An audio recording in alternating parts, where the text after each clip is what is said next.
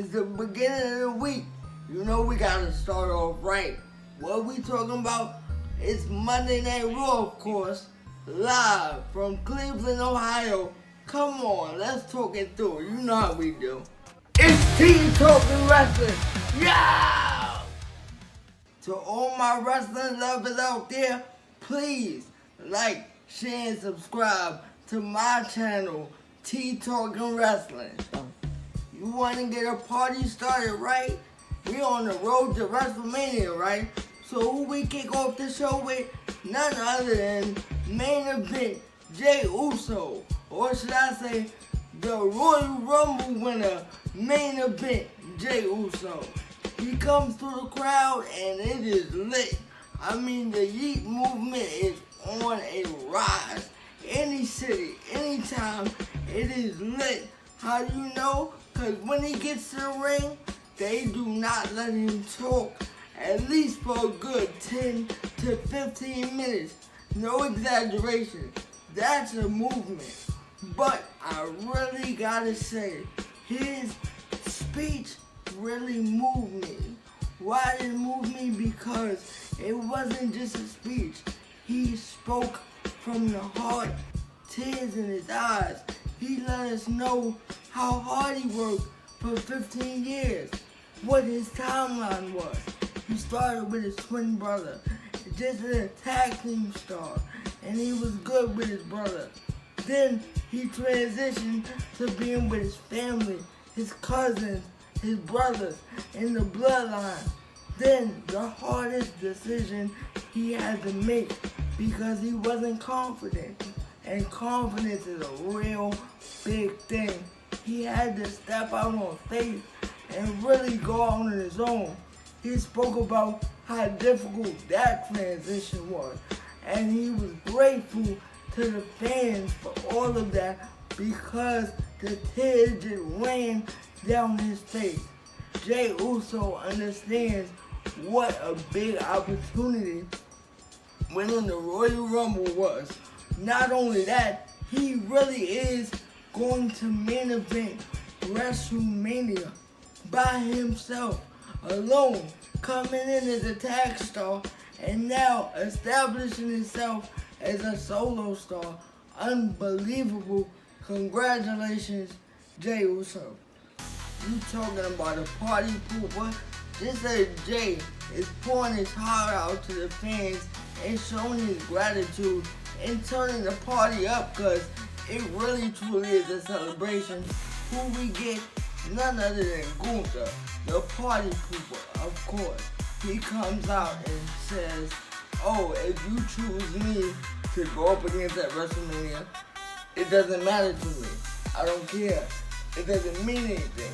Now Gunther is talking all this stuff because we know at Saturday night's main event, he was victorious over Jey Uso not that long ago. But that doesn't mean anything. Why? Because let's go back to the confidence I spoke about earlier. When you lose to somebody and then you build back up to something like a Royal Rumble victory, your confidence is at all-time high. So by him coming out, throwing these insults at him, it doesn't matter. He threatens him, saying that if you choose me, I'm gonna hurt you, and all these things. But Jey was ready for him. He let him know, regardless of what you say, regardless of what you think, even if I don't choose you, and I choose Cody, which is up to me, and I'm going to see him on Friday, which is SmackDown.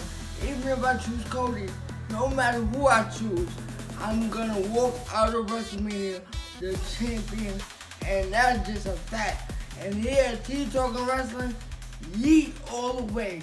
Let's go, Jey. Get that title, baby. The Royal Rumble made a lot of people upset. Who is one of those people? Ludwig Kaiser. And he was upset with none other than Penta. Why? Easily. Because Penta eliminated him from the Royal Rumble in 6 seconds. That's pretty embarrassing. Not the world record for the fastest, but really, really up there. So, of course, they had to get in on Ludwig Kaiser was just too upset not to get a match on Raw. So what did he do? He got his match, he went in there and he made some really cool strides and he was really dominant. He did a lot of moves that made Penta think for a little while. But we all know since Penta's debut, he's won every match. So here, it was nothing less than what we expect, a Penta win in Penta fashion. We got aerial moves, we got the sacrifice, we got the Penta driver, we got all the traditional Penta moves. But we also saw Pete Dunne come out with a distraction so Ludwig Kaiser could attack Penta after the match. So now we got a build-up going between possibly Penta, Ludwig, and Pete Dunne. We don't know where that's going to end up, but we got to look forward to see what's going on. But Penta is on the rise with 3 straight victories. Let's talk about injuries. JD McDonagh, we wish you a speedy recovery. Here, what happened was there's some tension between the Judgment Day. Why? Because Finn Balor wasn't on Raw last week when his partner JD McDonagh inadvertently got injured because he was performing at a very high level, went to do a backflip moonsault onto one of the War Raiders and actually hit his back on the announce table, which caused him a few broken ribs and a punctured lung. So we definitely wish him a speedy recovery, but the Judgment Day is in disarray because Finn blames none other than Dirty Dom, and we know Dirty Dom's track record on this channel is not that good, but you know, of course, Liv Morgan, she's the voice of reason, so she stood between them and got it cleared up. But we definitely wish JD McDonagh a speedy recovery, and we have to wait and see what will happen with the Judgment Day with all this chaos going on. Let me pick y'all brain for a minute. Help me down in the comments. So we gotta talk about Charlotte Flair's speech. She is the 2025 Women's Royal Rumble winner. She made history being the second woman to do that. And she is the queen. Why? Because her legacy, whether you like her, whether you hate her, is solidified. She is who she is. But when she came out, she was giving a speech about how she made her way back to the WWE Universe after a catastrophic knee injury, but she received boos. Now, I need some of y'all to explain to me how exactly the boos occur. Now, even if you don't like her or you love her, it doesn't matter. She's speaking about an injury, something that was serious, something that really took place that affected her life. The journey back to the ring couldn't have been easy, and I'm sure it wasn't.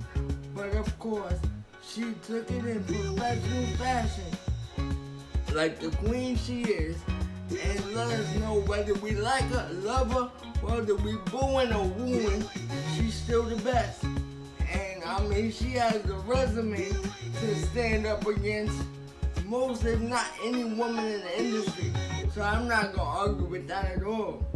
Then, in the process of her doing that, Rhea Ripley, who we love on this channel, comes out and makes a statement that she wants to know who Charlotte Flair is gonna choose to challenge at WrestleMania, because she's putting her dibs in right now because they have history.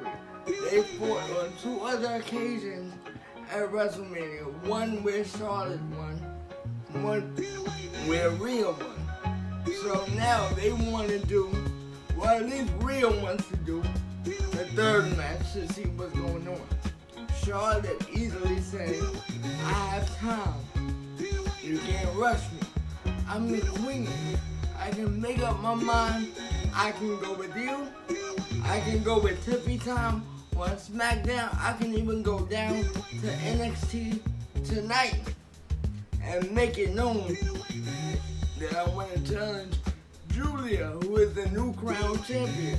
I want inspiration. I don't just want to choose you because we have history or anything like that. I want to be inspired. It's my comeback. I want to make sure things is right, and I'm with that. Now, I just need y'all to help me out. Why exactly did she get booed? Yes, we talking tag team action. Who we talking about? The New Day versus LWO. Here on this channel, you know we don't support the New Day. Ever since Big E was done the way he was done by these boys, there's no way we can stand with them. They got a new theme song, which is okay. They got a new look, which is okay. I don't really care personally. You know, LWO, I was looking for them to get the victory. It was a wonderful tag match. You know, heels versus faces, which is good guys, bad guys versus good guys. It was a typical match. You know, you had the aerials, everything was going good. But what happened was, Logan Paul, why would he come out and stick his nose in this match? I'm glad you asked. It's because it's an Elimination Chamber qualifying match next week between Logan Paul and Rey Mysterio.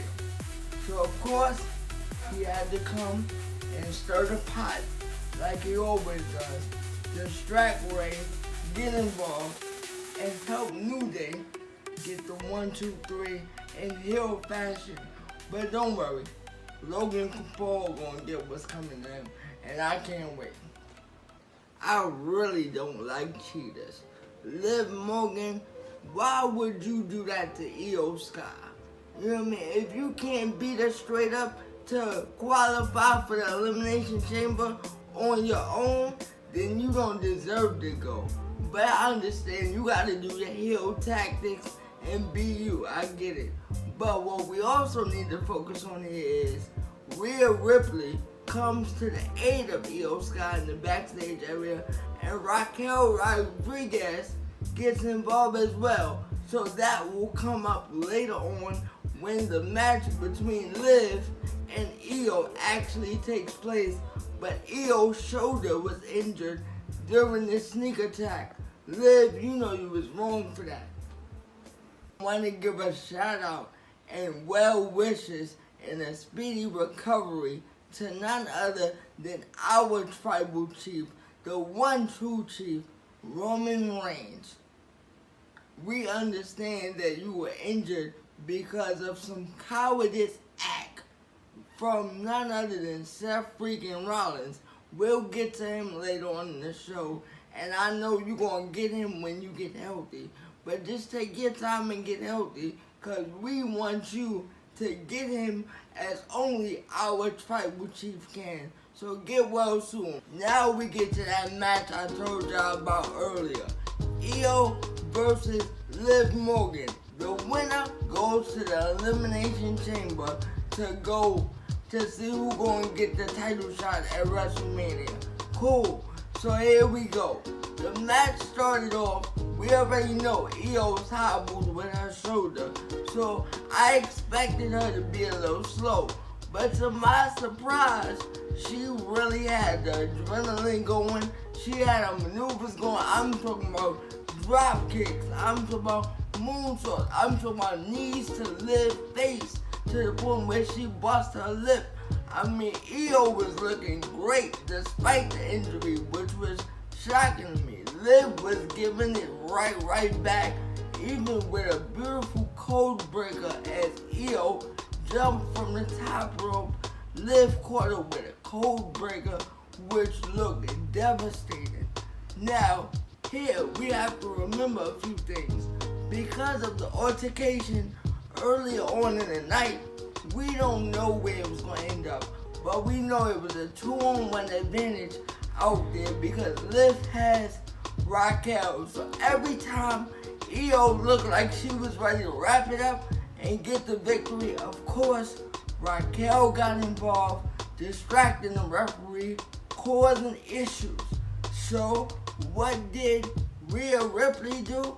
Because she was involved, she came down and beat Raquel up. In the process of doing that, Liv Morgan grabbed Rhea's hair. Now, when she did that, Rhea's reaction was to turn around and swing on her. This is critical. Why? Because let's discuss what a disqualification is. When somebody from the outside of a match gets involved with the participants inside the match, whoever they put their hands on, the opposite person is going to get disqualified, giving the victory to the person that got abused or got hands put on them. So because Rhea swung and hit Liv, she got Io Sky disqualified.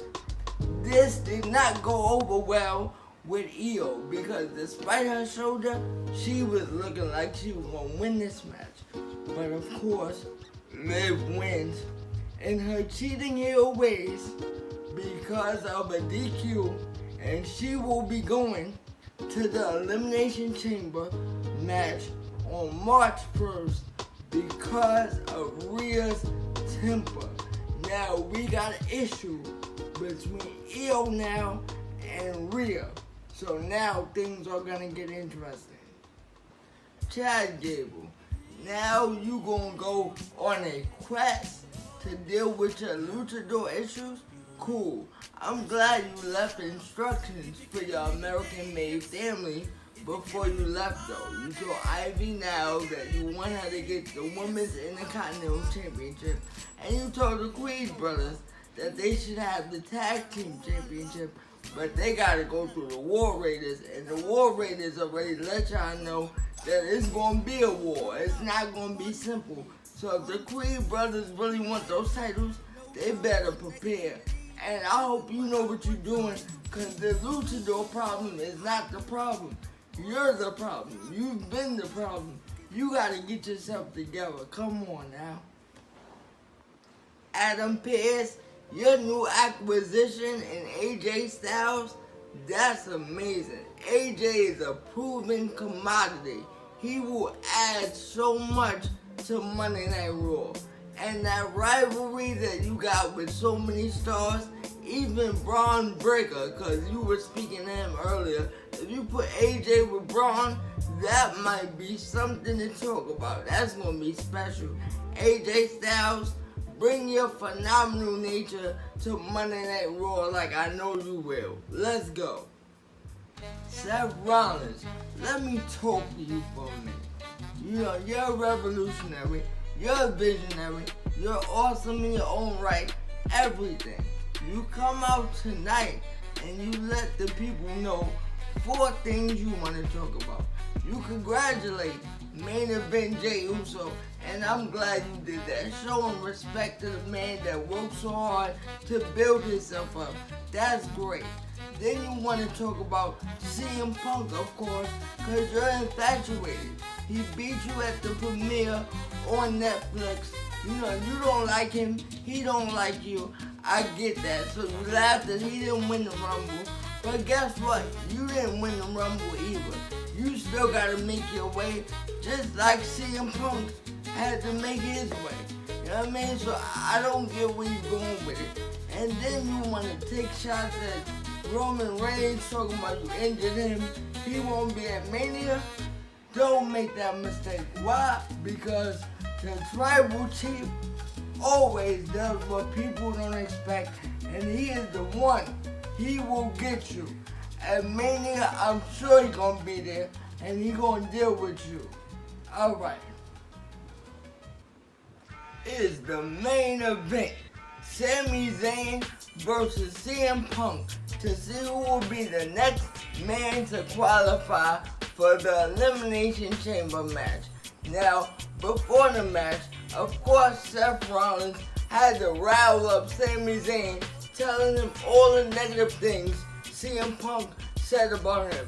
Oh, he's not on your level, you not in his class, all these things. But see, you made it seem like you was doing that for Sammy's benefit. Seth, I'm on to you. Just like I was on to Kevin Owens a couple weeks ago. You didn't do that for Sammy. You did that for you. You know why? Because you couldn't get the job done against CM Punk. So of course you're going to pass the buck to Sammy. In this match, Sammy did his thing as he always does. He shows up and show out. He never ever doesn't do his best. And that's all you can do. In every match, all you can do is your best. If you give it your all, you have no regret at all. CM Punk hits Sammy with the go to sleep after a really great match between the two. Sammy, you don't have nothing to be ashamed about. You did your thing, and maybe you'll just have another way to get into the chamber, or maybe you just gotta build up another way. But it's all good. CM Punk advances to the chamber.